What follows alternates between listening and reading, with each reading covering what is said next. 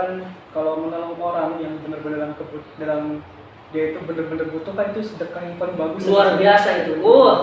Kalau gini logikanya kan gini. Kalau Mas Uji sedekah ke saya 1.000 atau 10.000 rupiah, itu kan seperti menghinakan Mas, 10.000 meledek atau apa ya?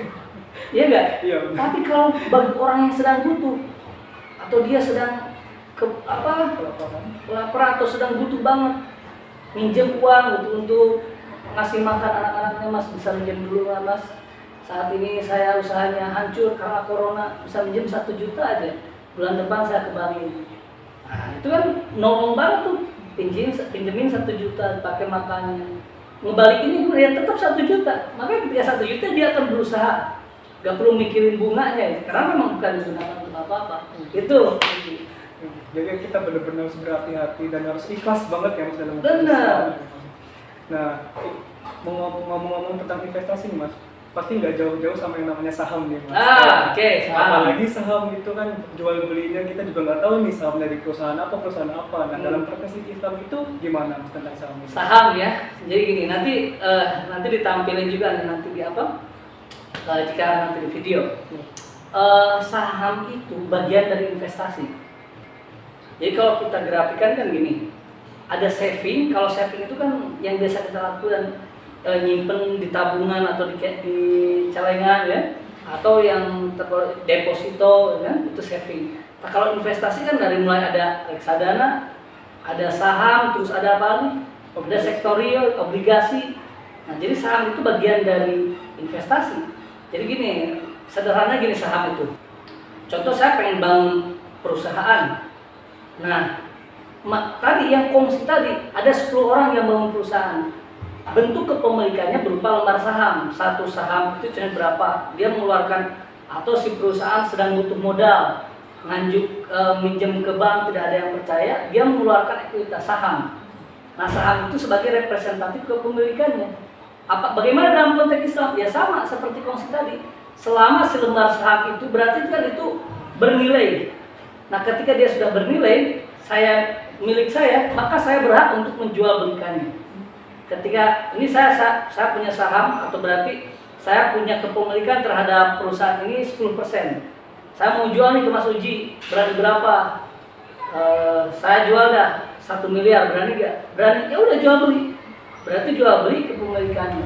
Nah, jadi tapi dalam saham ini ya, kalau dalam investasi kan ada high risk, ada high expected return. Maksudnya gini, kalau Mas Uji pengen mendapatkan tingkat pengembalian yang lebih tinggi, maka risikonya akan tinggi. Kalau cuma deposito ke bank kan kita aman tuh. Duit kita nabung 100 juta, gak bakal sampai hilang kan? 100 juta bahkan nambah kalau deposito. Nah, kalau di saham sama kayak jual beli.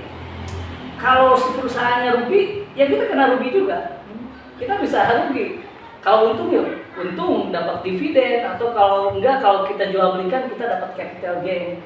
Nah, konteks dalam Islam nanti Anda baca ya dalam fatwa DSN MUI. Nah, di sini saya ini kan fatwa DSN MUI menyatakan saham halal selama dia membeli sahamnya saham yang syariah atau perusahaan yang menjalankan bisnisnya itu tidak bertentangan dengan prinsip-prinsip syariah.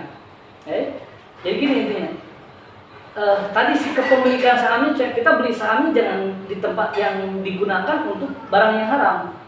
Contoh Mas Uji beli saham, tapi si sahamnya ini digunakan untuk menjalankan proses bisnis bir, maka si sahamnya ini haram.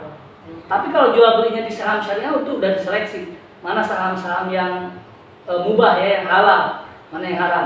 Nah, ada dalam daftarnya di DSN MUI. Nah, terus jangan bertentangan. Kalau kita berinvestasi tidak hanya saham, Mas Uji mau investasi ini ke saya, itu jangan sembarangan, kita harus selektif. Kita cari mana nih investor, mana perusahaannya. Kita harus pastiin yang pertama dia tidak ada unsur penipuan, tidak ada unsur maisir, tidak ada unsur judi ya, tidak ada unsur goror, penipuan, tidak ada unsur apalagi zolim.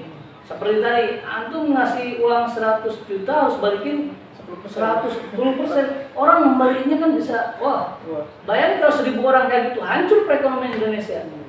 Nah, maka kesimpulannya saham tadi selama kita menanam sahamnya atau membeli saham di bukan perusahaan yang bertentangan dengan prinsip syariah, maka halal. Boleh kita. Dan prinsip dalam muamalah itu kan gini, al-aslu fil muamalah al-ibahah, ya. Asal hukum dari muamalah itu halal illa madalla ala tahrimi, kecuali ada dalil yang mengharamkannya. Nah, seperti apa nih dalil yang mengharamkannya? Oh, ini karena ada unsur riba, makanya jadi haramnya ribanya itu. Oh, ini ada unsur goror, tipu-tipu nih, misalnya, oh, contohnya, ayo investasi, Anda nanam 10 juta dalam seminggu dapat 10 juta, jadi dapat 10 juta 100 atau 11 juta. Nah, kalau gitu itu bohong biasanya. Jadi jangan tergiur juga dengan penipuan, dan pokoknya prinsipnya gini, orang kan menggolangkan duit kita itu butuh proses, ya. Tidak tiba-tiba untung, tanam modal terus berproses. Nah, itulah pokoknya. Jadi selama beli saham di perusahaannya yang berjalannya itu halal, tidak bertentangan dengan prinsip syariah, maka halal hukumnya. Nanti kita tampilin ya di fatwa di SNMUI-nya kayak gimana, terus prinsip-prinsip syariah yang harus dipatuhinya kayak gimana. Gitu maksudnya. Jadi kalau ingin amannya nih Mas ya, berarti kita kalau pengen nanam saham dibeli saham syariah aja. Saham syariah aja yang jelas. Kalau yang bukan beli saham syariah boleh sih, tapi kita harus mastiin si perusahaannya apakah tidak bertentangan dengan prinsip syariah atau tidak. Gitu teman-teman Balik TV, kalau kita pengen nanam saham nih, lebih baik kita nanam di saham syariah. Dan juga kita harus melihat dulu perusahaannya itu seperti apa. Nah, ini mungkin pertanyaan terakhir nih Mas. Mungkin teman-teman Balik TV juga bertanya-tanya tentang hal ini kan. Apalagi ini adalah debatable banget tentang gimana hukumnya Mas tentang kita menabung di bank konvensional. Wah, ini berat nih. Mendebat. Beratnya itu gini. Bank konvensional dan bank syariah, ya. Kan yang membedakannya itu adalah akad sebenarnya. Tadi seperti dia sama-sama minjemin kok Mas, tapi kok bisa beda, ada yang mudharabah, terus ada yang musyarakah, terus ada yang wadiah, terus ada yang satunya lagi kok bisa jadi riba, karena akadnya yang beda. Nah, terkait dengan bank konvensional dan bank syariah ini agak berat ini, karena ada sebagian ulama juga yang tidak menyatakan keharamannya untuk bank konvensional. Ada yang ulama yang menyatakan saklek itu riba. Pokoknya segala sesuatu yang berkaitan dengan riba maka jadi riba semuanya, gitu. Jadi contoh, banknya kan gak jadi masalah, terus kita nabung tidak untuk mencari riba. Tapi ada ulama yang menyatakan bahwa segala sesuatu yang mengarah kepada perbuatan haram maka si perantara itu menjadi haram. Nanti saya tampilin ininya apa, nama apa namanya itu, bukan slide, statementnya ya, ataupun dalilnya. Ya. Nah, maka agak beratnya itu gini, di bank konvensional dan bank syariah.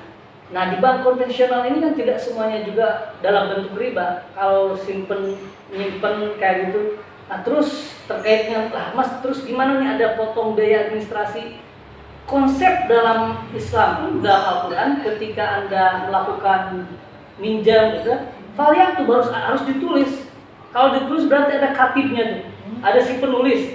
Atau istilah modern sekarang kan ada administratornya, ada teller, ada customer. Siapa yang harus bayar coba? Yang harus bayar siapa? Nah, itu kan bisa ditanggungkan kepada si peminjam atau si penyimpan, gitu kan?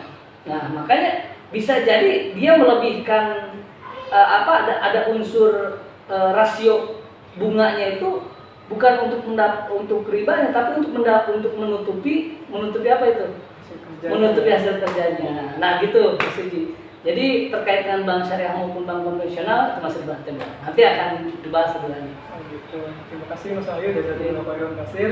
Alhamdulillah teman-teman Balik TV semuanya.